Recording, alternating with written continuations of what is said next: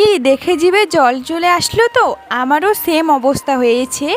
আমি ইউটিউবে ভিডিও দেখছিলাম, দেখতে দেখতেই আমার সামনে এই ভিডিওটা চলে আসছে। ওরা যখন বানায় খাচ্ছিল দেখে আমার পুরো লোভ লাগছিল।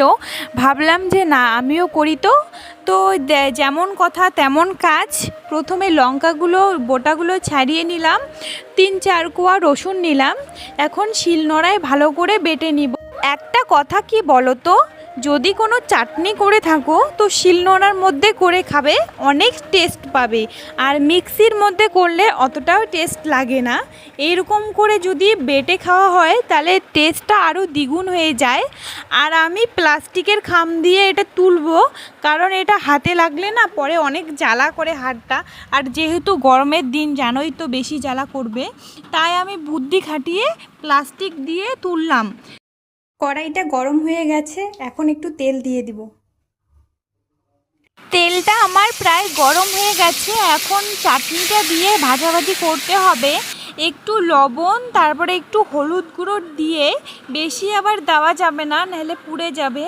আর আঁচটা হালকা টু মিডিয়াম আঁচে করতে হবে। এই যে দেখো, আমি 10 মিনিট ভাজছি, হয়ে গেছে আমার ভাজাটা। যখন আমি বেটেছিলাম তখন কালারটা অন্যরকম ছিল, এখন কালারটা অন্যরকম চলে আসে। আমার না মাঝে মাঝে এইরকম এক্সপিরিয়েন্স করতে খুব ভালো লাগে। তো দেখতেই পারছো কালারটা কত সুন্দর চলে আসে। একটু লেবু চিপে আমি খাবো।